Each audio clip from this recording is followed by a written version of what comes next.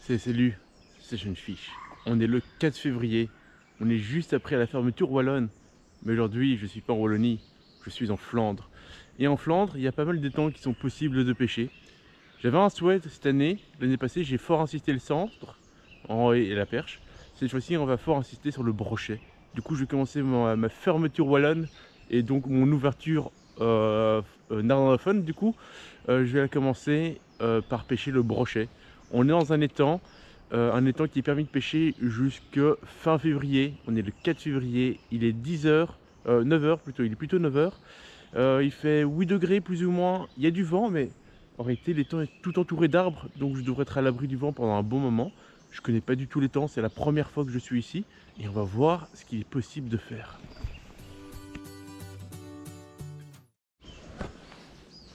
Alors regardez-moi ça, j'ai des informations sur cet étang. Normalement il y a la présence de perches. Alors la dernière fois qu'on m'a dit qu'il y avait la présence de perches, c'était uniquement des perches-lait, donc à voir qu'est-ce qu'il en est réellement. Il y a 1,50 m de profondeur au maximum dans l'étang. La zone ici en bordure, d'après ce que je vois, est très shallow. D'après l'application que j'utilise pour savoir si le poisson va mordre, il ne sera pas très mordeur. Encore une fois, cette application-là, je m'en sers plutôt pour avoir les informations météo au niveau du vent, la quantité de pluie, etc. Et quand il y a du vent, pour moi, c'est plutôt brochet. C'est pour ça que j'ai pris ma canne à brochet, à savoir que dans ma voiture, j'ai quand même pas très loin de moi une canne à perche en UL. Donc si je veux taquiner la petite perchette, si une fois que j'aurai fait le tour de l'étang pour voir s'il y a moyen de changer quelque chose. Donc on va directement essayer le leurre souple. Alors pourquoi le leurre souple? Tout simplement parce que c'est le dernier leurre qui était sur ma canne. Donc du coup toujours essayer, c'est toujours comme ça que je fonctionne. Le brochet, je suis très mauvais pêcheur, donc j'ai pas vraiment de savoir-faire. Hop, j'ai pas vraiment un savoir-faire dessus pour savoir s'il y a plutôt un leurre ou un autre qui fonctionnerait. Hop, là j'ai déjà pris le fond. Hop, je vais essayer de pêcher un peu vite alors à mon avis parce que ici je suis un peu trop dans le shallow par rapport à la taille de mon leurre. Il y a alors quoi, 30-40 cm de fond, mais je me dis qu'il suffit d'avoir un petit brochet posté par ici pour que ça morde. Donc c'est pour ça que je me rapproche pas trop dans un premier temps pour essayer de me faire assez discret. Et s'il y a un brochet dans les environs, peut-être avoir déjà ma première attaque. J'y crois pas spécialement sur ces mouvements-là, mais c'est important d'essayer. Alors, le fait que je pêche avec un montage 360, ça va pas m'aider. Je vais peut-être rapidement changer de leurre pour pêcher ces bordures assez encombrées. Hop. Et oui, là j'ai lancé dans une branche directement. Là, je vais peut-être devoir changer de leurre parce que je vais casser tout simplement. Bon, ça va, j'arrive à me décrocher. Allez, on va changer de leurre, on va passer sur un leurre en texan. On va voir ce que j'ai dans la boîte. Ça sert à rien d'assister bêtement et de perdre tous ses leurres ou risquer de perdre ses leurres alors que je vois que c'est une zone très encombrée. Mais du coup, il y a peut-être potentiellement beaucoup de cache. Quand je regarde ma boîte et que je vois que tout est monté en TP classique ou en montage shallow 360, je constate que le seul leurre que j'ai armé avec une tête plombée, c'est celui-ci. Avec un montage texan, c'est comme ça. Parce que je constate qu'à ce moment-là, j'aime pas vraiment le texan pour la pêche du brochet. Bon, ça va changer, mais après j'ai pas le droit à mettre 36 000 leurres dans ma boîte parce que ça prend rapidement de la place. Donc on va essayer ce petit leurre plombé pour voir si on grattant un petit peu sur le fond, parce que là, avec une TP à mon avis de 5 grammes au minimum, mais je partirai plutôt sur du 7, je risque d'être fort collé sur le fond. Si ça marche pas, je démonterai un de mes montages, mais je pense pas que j'ai pris des hameçons texan solo pour faire du shallow ici. Erreur de ma part. Par contre, je me dis qu'ici un petit whopper leurre de surface, ça pourrait fonctionner. Après, je sais pas, on est en hiver. Est-ce que ça risque vraiment de fonctionner un whopper plopper à cette période-ci? Peut-être, hein, parce que c'est très shallow. À voir.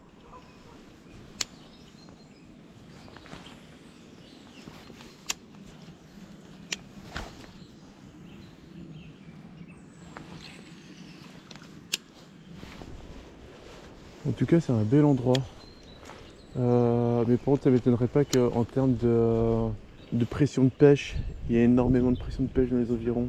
On voit que les berges sont assez proches du bord, qu'il y a moins de facilement d'y accéder. Et donc ça ne m'étonnerait pas qu'il y a pas mal de pêcheurs qui viennent dans les environs. Facile d'accès, donc beaucoup d'avantages, hein, c'est normal.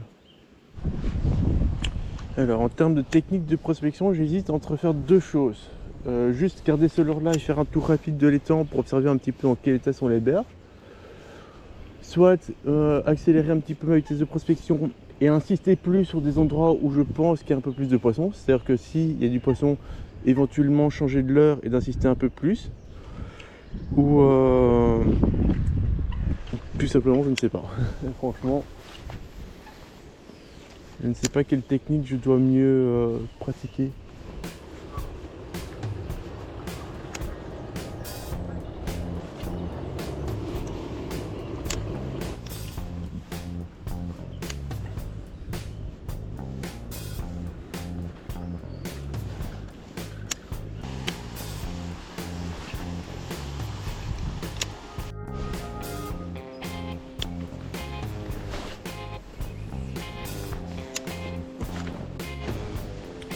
Quel bel étang qu'on se trouve ici.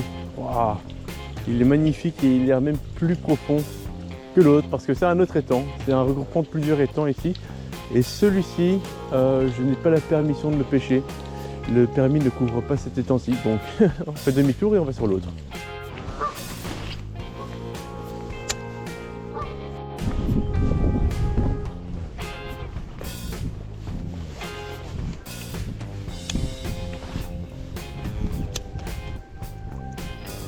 Bon, je viens de tomber sur deux carpistes qui étaient en train de pêcher et qui avaient l'air de venir de sortir un poisson.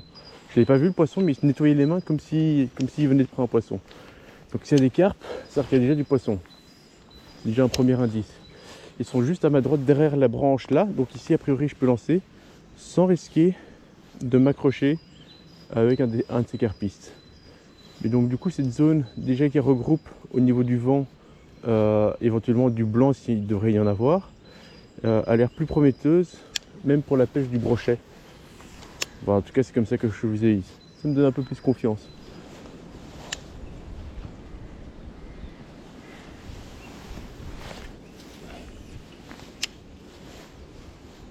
Alors, je sais pas si ça se voit à la caméra, mais il y a un petit bateau qui est en face de moi. En fait, j'ai les pêcheurs carpistes qui sont juste en face. Et du coup, maintenant, je peux voir où ils ont déposé leur ligne parce qu'ils sont venus amorcer juste à côté. Donc forcément, moi je voulais pêcher les branches là parce que je pensais pas qu'ils pêchaient aussi près. Mais ils pêchent dans le tronc d'arbre qui est juste devant moi. Donc je sais déjà que je pourrais pas lancer là-dedans. On va éviter de s'accrocher, hein, ce serait bête. Mais du coup j'ai une bonne indication à ce niveau-là. Bon, c'est bête, je perds un beau spot. Mais en même temps, pour une prochaine fois, s'il n'y a pas de carpi, ça me donne une indication qu'il y a certainement du poisson qui est tenu en ces branches là. Ce qui est très intéressant comme information. Bon, alors ça devrait être une zone assez connue parce que tout le tronc d'arbre a été travaillé. Donc le tronc d'arbre qui mène vers les branches où le pêcheur carpiste vient de déposer ses appâts. Donc à mon avis c'est une zone connue et il doit y avoir soit un peu plus de fond à ce niveau là, soit il y a quelque chose qui peut tenir le poisson. Donc bon, forcément là je vais pas pouvoir en profiter parce que je vais pas déranger les carpistes qui étaient là avant nous. Mais pour une prochaine fois c'est une très très bonne information.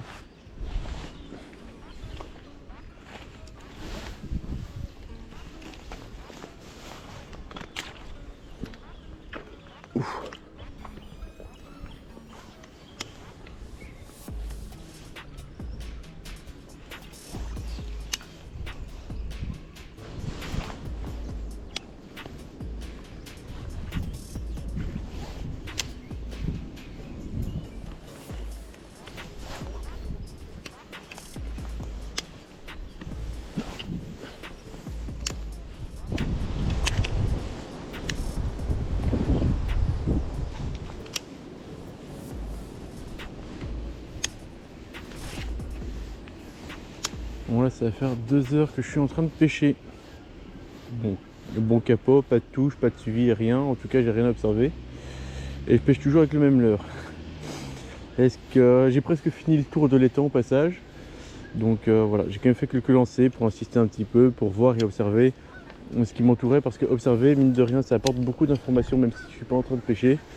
La bonne information visuelle, une chasse ou un truc comme ça pourrait vraiment changer la donne et me faire prendre un poisson. Mais pour le moment, rien de rien. Et je me redirige vers la zone shallow là petit à petit. Donc à voir ce que je vais pouvoir faire avec tout ça. Mais pas trop non plus. Donc oh, il y a un truc à plonger en face. C'était un oiseau ou pas?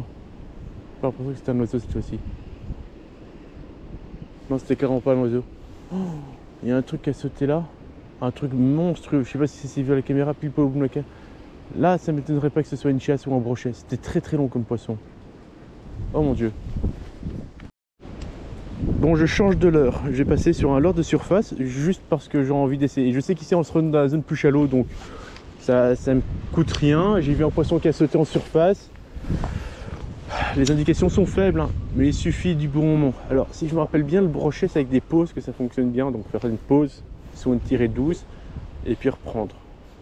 Donc, un whopper popper, tout ce qui est plus classique. Hein, et serrer les doigts et croiser les fesses pour espérer quoi.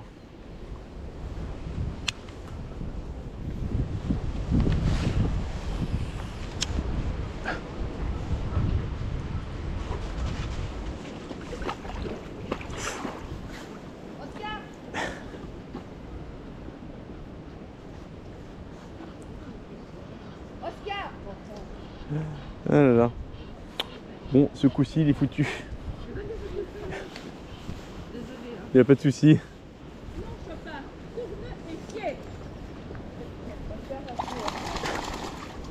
Bon, viens, Oscar, viens ici. On va pas te secouer ici. Viens ici. Merci beaucoup. Excusez-vous. Il n'y a pas de problème. Il n'y a pas de souci. Tant qu'il ne s'est pas blessé, ça va, c'est principal. Parce que là, Oui, tout à fait. il aurait pris mon leurre, ça aurait été mon rigolo. Oui, tout à fait. Vous en pensez quoi, vous, du leurre de surface en février pour la pêche du brochet dans des zones shallow? Intéressant, viable ou quand même à utiliser plutôt au dernier recours qu'en premier recours? Moi, je dirais plutôt utiliser en dernier recours. Mais en même temps, là, ça me permet de pêcher une zone dégagée et de pêcher propre. Et si maintenant j'ai un suivi au loin et qu'il y a un mouvement derrière le leurre, je le verrai plus facilement aussi. Donc moi, je trouve qu'il y a quand même pas mal d'éléments pour. Surtout que là, il fait pas trop froid, hein, il fait une dizaine de degrés. Bon, il faisait 8 degrés quand j'ai commencé à pêcher vers 9 h. Bon, la perruque. Le problème, c'est que vu que là, j'ai des zones assez encombrées autour de moi, je n'ose pas faire des lancers trop tricky, on va dire. Une peur de m'accrocher mon leurre dans un arbre ou un truc comme ça. C'est pour ça que je fais des lancers assez simples, loin devant moi, pour éviter de m'accrocher et perdre mon leurre bêtement dans un arbre, quoi. Bon, les zones sont dégagées. Enfin, soit. Vous en pensez quoi, vous, du leurre de surface en février? Vous, pêcheurs de brochet, parce que bon, moi, encore une fois, je vous dis, hein, je suis vraiment débutant dans la pêche du brochet, mais sur ça que j'essaye et on verra bien si j'arrive à obtenir à un moment donné des résultats. Alors, la zone qui me semblait fort shallow en face, donc c'est vraiment là-bas en face que je vous dis que c'était très shallow. Ici, elle me semble déjà moins shallow. Il y a un peu plus de profondeur. Donc ça peut peut-être être intéressant. Il y a une zone shallow derrière et c'est une petite crevasse, c'est à mon avis un peu plus profond. Alors un peu plus profond, on se rapproche des 81 mètres de fond maximum, hein, grand maximum. J'ai pas dit qu'il y avait 10 mètres de fond devant moi non plus. Hein. Regardez-moi ça, c'est magnifique comme zone. L'eau est hyper claire, l'étang est hyper beau et le cadre est vraiment super sympa. Bon, juste un peu de résultat quoi. Moins de blabla, plus de poissons. On peut faire ça ou c'est... Oh. Oh, je me suis tapé pile poil dans la branche. Oh, le lancer parfaitement sur la branche. Je sais pas si vous l'avez vu. J'ai dit plus de résultats, pas moins de plus de l'heure perdue dans les branches. Ouh, j'ai cassé la branche. Et je ramène quelque chose. Ouais, je le ramène la branche. Oh oui, je ramène la branche.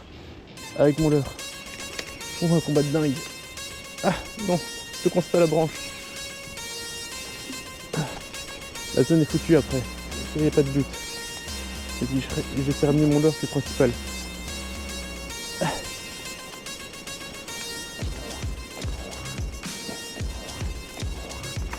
Oui. Oui, j'ai ramené mon leurre. Quel combat de dingue. C'est peut-être la seule action que vous allez voir aujourd'hui dans cette vidéo. Waouh. Bon voilà, 3 heures de pêche, pas une touche. J'ai cru voir un brochet sauter hors de l'eau. J'ai vu un carpisse qui me semble avoir pris un poisson. Et c'est à peu près tout en termes d'activité. Mais bon, après on est en hiver, je suis débutant, je ne connais pas le lieu. Donc toujours quand on manque d'infos, c'est toujours plus compliqué de pêcher correctement forcément. Mais j'ai testé, je me suis focalisé uniquement sur un leurre, principalement un leurre texan, pour essayer de voir un petit peu à quoi ressemblait le fond. Les berges sont majoritairement shallow. J'ai repéré une zone un peu plus profonde. Si je devais revenir en hiver maintenant, je testerai principalement l'autre zone et j'insisterai un peu plus. Bon, voilà, en espérant qu'il n'y ait pas de carpiste ce jour-là. Dans un flop, dans l'eau, je me retourne, on ne sait jamais qu'il y a un poisson. Enfin, soit. Salut, Station Fish. Je pense qu'on est le 22 février, je devrais vérifier, mais en tout cas, il est 9h30. On se retrouve sur le spot que j'ai pêché juste avant. Il y a quelques semaines au final. J'ai pas eu vraiment l'occasion de retourner de pêcher. J'ai vraiment peu de temps devant moi pour le moment pour aller pêcher. C'est triste, mais bon, en même temps, c'est le pire moment pour aller pêcher. Donc, vaut mieux ne pas pouvoir pêcher maintenant et pouvoir pêcher des meilleurs moments. Soit. On se retrouve encore une fois. Ici, cette fois-ci, j'ai insisté sur le poste où j'avais vu une zone plus intéressante. Je vais dire où j'ai vu le brochet, mais j'ai pas vu le brochet. Mais une zone où j'ai vu plus d'intérêt. Donc, on va directement aller dans cette direction-là. Mais avant d'aller dans cette direction-là, je vais faire 2-3 lancers sur les zones qui me paraissent intéressantes. La dernière fois que je suis venu pêcher ici, j'avais ce leurre-là au bout de ma canne. Ça n'a pas changé, je l'ai toujours au bout de ma canne. On va faire 2-3 petits lancers pour voir si ça peut intéresser. Ici, je sais que c'est une zone shallow, donc ça pourrait peut-être tenir un brochet ou poster dans les zones shallow. Donc on va essayer de voir s'il y a moyen de faire quelque chose à ce niveau-là. Je vais essayer de faire un lancer, mais j'ai pas l'espace fort dégagé devant moi pour faire un beau lancer. Ah, parfait. Je vais pêcher sur les bordures avant de trop me rapprocher, de telle manière à ce que s'il y avait un brochet dans les bordures, je ne les ferai pas avant de trop me rapprocher. Donc je vais faire des lancers courts et après je ferai des lancers un peu plus éloignés.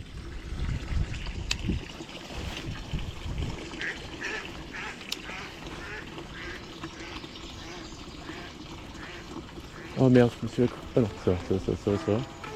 Oh, quoique. Merde.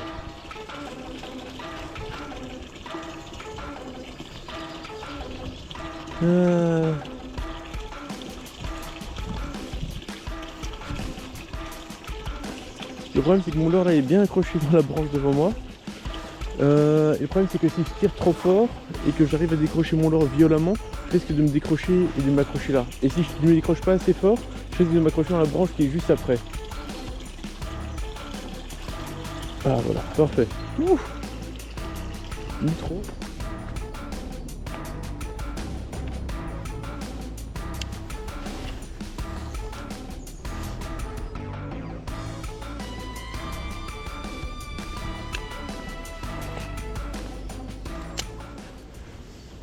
Bon allez, il est l'heure de changer de leurre, hein. J'ai fait 2-3 lancers avec celui-ci.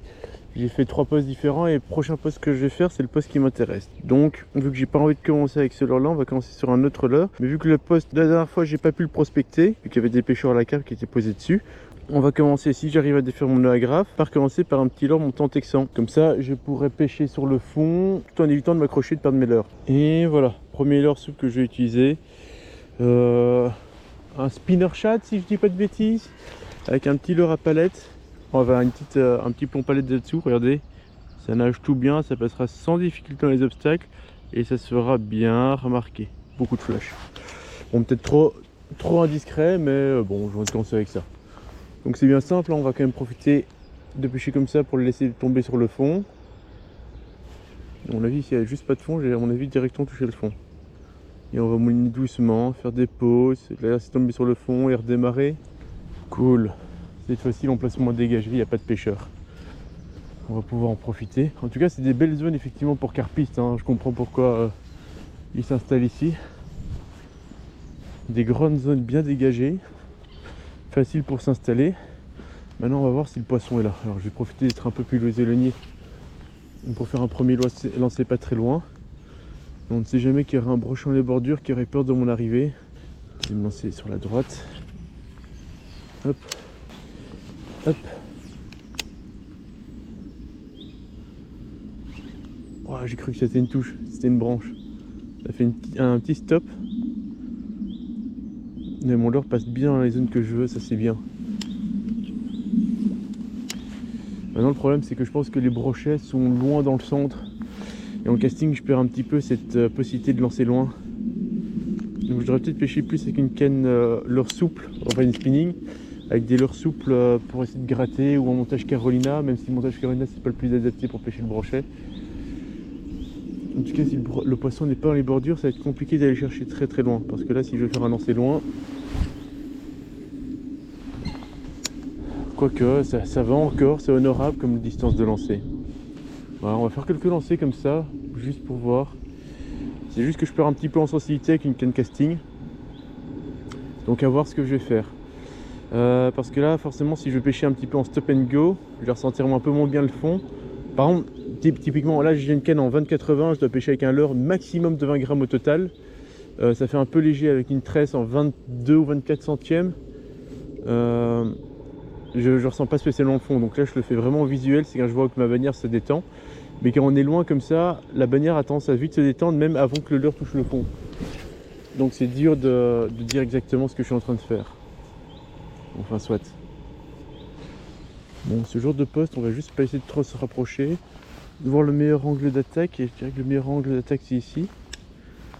C'est de lancer juste sous les branches et faire un lancer. Oh. J'ai vraiment encore un manque de précision en casting et quand j'essaie de skipper, ça fait perruque. Ah non, je suis pas encore pro pour les lancers de pêche comme ça. Hop.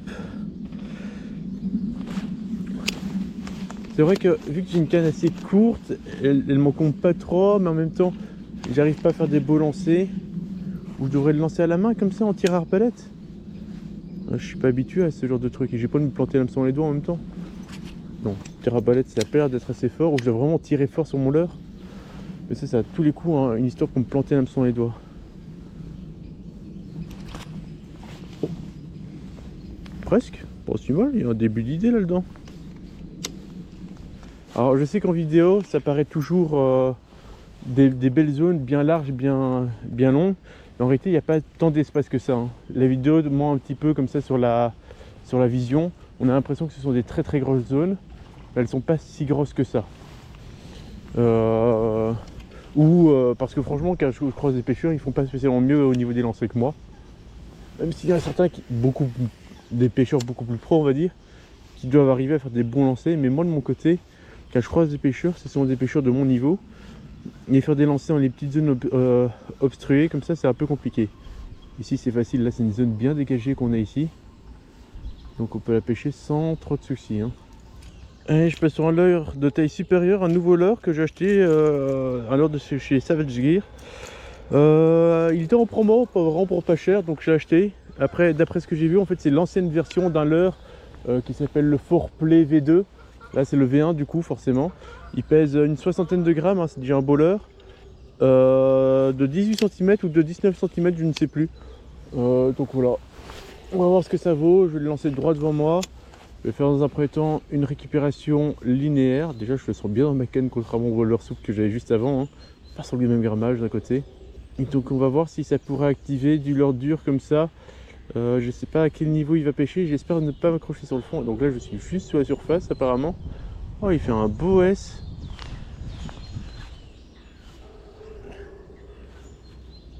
Ouais, avec une petite pêche saccadée ça peut être intéressant. Juste le problème c'est qu'il est un petit peu cooling. Enfin il est sinking. Et donc du coup ce que j'ai peur c'est que si je le laisse aller trop lentement, il s'accroche dans une branche que j'aurais pas vue un peu plus loin. Parce qu'il y a des fortes chances que ce soit le cas. Donc je vais mouliner doucement, faire une petite pause, des petites tirées et mouliner doucement derrière. En tout cas un petit leurre vraiment pour ralentir ma pêche. Je sais que le brochet meurt sur des leurres quand ça va très lentement en général. Et j'ai peur que depuis le début je pêche un peu trop vite. En général le brochet, déjà je pêche vite en général. Mais je pense que du coup pour le brochet c'est encore plus important de pêcher lentement. Donc je vais essayer de pêcher plus lentement, plus discrètement. Là je vais pêcher un peu plus vite parce que je sais que je suis près d'un arbre coulé et je vais pas m'accrocher dedans. Je vais faire un doux linéaire dans des pauses et des petites accélérations moulinées. Bah, soit. Je continue mon animation jusqu'à essayer de trouver quelque chose.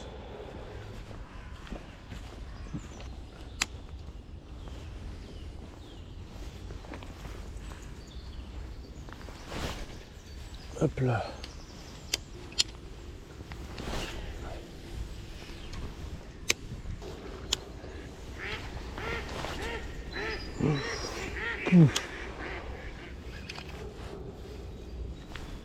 Regardez, ça barbote encore là devant moi. Donc il y a forcément quelque chose dans l'eau qui fait ce remous. Ah, mon baling a cassé. J'ai perdu mon leurre. Putain. Qu'est-ce qui a cassé mon baling? Oh, j'ai perdu mon leurre, je suis deg. Oh. Et c'est mon raccord qui a lâché. C'est mon fluorocarbone. Faut que je pêche le brochet avec des leurres de 60 grammes, que je pêche plus avec un 30 centièmes. Ce fameux moment où vous n'avez pas de réseau et que la seule information que vous avez besoin de savoir, c'est comment relier de la tresse à un gros fluorocarbone et que bah, c'est inaccessible forcément vu que j'ai pas de réseau. Habituellement, moi je fais un raccord fluoro qui marche bien. Plus petit fluoro avec un plus gros fluoro, ça marche bien. D'ailleurs, la preuve, c'est pas ça qui a cassé, c'est bien mon raccord tresse fluoro. Alors, je sais pas comment je dois faire pour bien tendre l'histoire. Tout que. Je vais faire quoi? Une boucle dans une boucle. Normalement, mon raccord, c'est je passe dedans. Avec mais là, mon fluoro, ma tresse se resserre directement. Je dois pas serrer les spires avant d'arriver à la fin, normalement. Parce que si je fais ça et que je le refais après dans le contresens, ça pourrait quand même donner quelque chose, hein. C'est juste que là, j'y crois moyennement. Oh, quoique, ça a un peu de tête. Ça ressemble un petit peu à un truc. Oh, ouais, ça... Oh, bon, ça a la valeur d'être existant. Je viens de couper. Il me reste un petit accident. Hop. Maintenant, il y a du vent. Ah, voilà. Hop, hop, hop.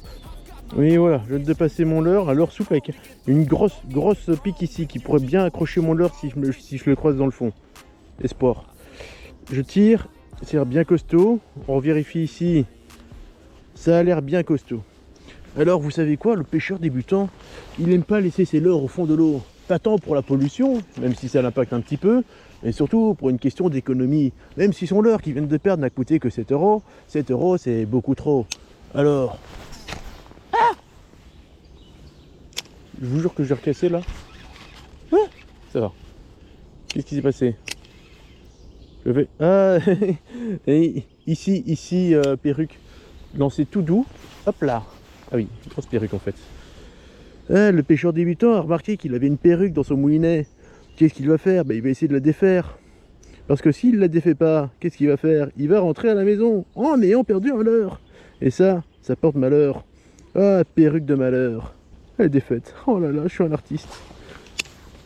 Le pêcheur débutant s'enthousiasme pour rien.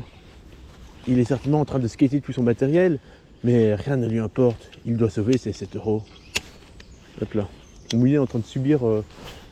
Ouh, j'ai plus ou moins perdu mon leurre par là.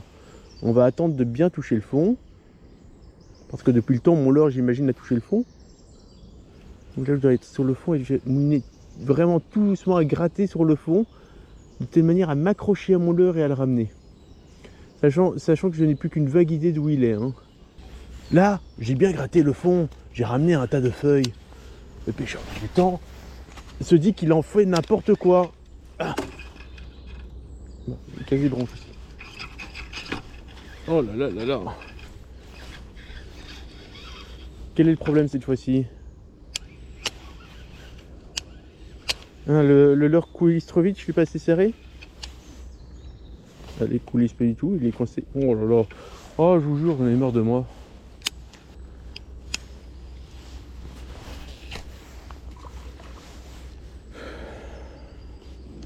Après 10 minutes à essayer de défaire la perruque, le pêcheur débutant a réussi à défaire sa perruque. Il songeait déjà à rentrer à la maison. Il n'en pouvait déjà plus de sa session carrément. Sa saison, hop. Bon, on va vraiment choisir le prochain leurre cette fois-ci. Celui-ci il a une TP de 10 grammes, donc je l'avais pris volontairement parce que je savais qu'il avait une grosse TP avec un nom bien dégagé pour bien gratter le fond. Mais on sait qu'ici qu'il y a beaucoup trop de feuilles sur le fond. Et même si vous voulez pêcher correctement avec ce leurre là, je sais que je gratterai sur le fond. Donc ça c'est pas le leurre adéquat pour le milieu. Qu'est-ce que j'ai? Les milieux sont fort encombrés, là j'ai quand même beaucoup de leurres avec des hameçons trop dégagés. Sachant que le prochain spot que j'ai envie de pêcher c'est une branche. Donc soit je me repars sur un leurre texan qui pourrait passer dans les encombres et qui pourrait éventuellement piquer un poisson. Soit qu'est-ce que j'ai? Moi j'ai un chatterbait. Je vais tester plutôt le chatter. Ça passe quand même dans les milieux encombrés. Non, un spinnerbait, pardon. Ça passe dans les milieux encombrés. Et ça reste un leurre intéressant à palette et à vibration. Ouais, c'est ça un petit peu. On va voir ce que ça propose. Ça ralentit bien la nage, ça descend pas trop vite. Il y a de quoi faire avec ce leurre. Allez, c'est juste de fermer ma boîte. Qu'est-ce qui bloque? Ah, il y a une copie ici qui sort. Hop, hop. Et on range. Alors, pour le moment, là, j'utilise un sac à dos tout simple, tout basique. Un sac à dos que j'utilisais en fait pour ma scolarité à l'époque. Que j'ai revalorisé pour la pêche au leurre. Mais là maintenant je commence à me songer de plus en plus pour un gros sac à dos de street fishing où on peut ouvrir à partir d'ici une poche, enfin, ici une poche, et dégager directement des boîtes, tout en ayant au-dessus encore des autres boîtes. Donc un gros sac qui me permettrait surtout pour la pêche du brochet où chaque leurre prend en fait beaucoup de place. D'avoir plus de matériel avec moi. D'après ce que j'ai lu, c'est pas trop encombrant, et de toute façon pour la pêche du brochet, vu que j'ai quand même toujours que 36 leurres avec moi, bah ce serait pas trop mal en réalité. Hop, on vérifie à chaque fois de bien serrer. Je vais quand même faire un lancer, mais dans le doute, l'épuisette que je viens de déposer, je vais quand même la reprendre et la mettre sur moi, parce qu'on ne sait jamais qu'il y aurait un poisson, hein, ce serait bête de le rater. Alors là maintenant, vu que je pêche sur quelque chose de plus léger, je dois desserrer un peu ma molette ici, hop.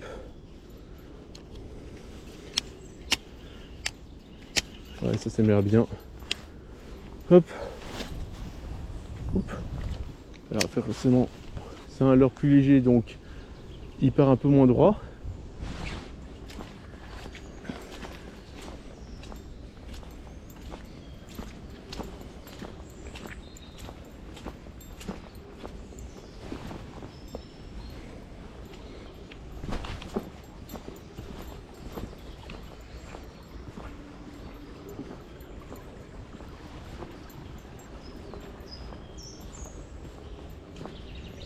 Bon, j'arrive sur la zone qui m'intéresse. Le problème, c'est que c'est un tronc d'arbre, et donc du coup le tout, c'est de pas se retrouver le cul dans l'eau en avançant sur la branche. Ouais, parce que j'imagine que vu qu'il a plu, que j'ai les bottes quand même trempées, l'histoire de glisser peut aller très très vite. Je vais vous repêcher tout le tronc d'arbre ici. Depuis ce côté là, c'est plutôt pas mal.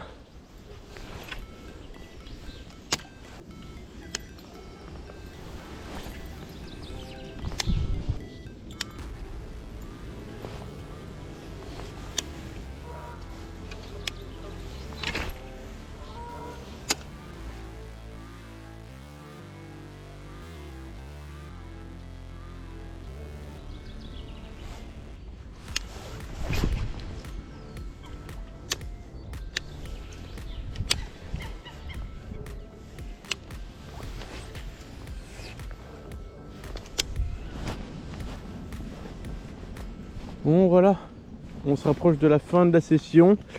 Donc ce sera une vidéo de deux sessions où a priori si ça continue sur ce rythme là je ferai capot. Et voilà, je suis sur le retour.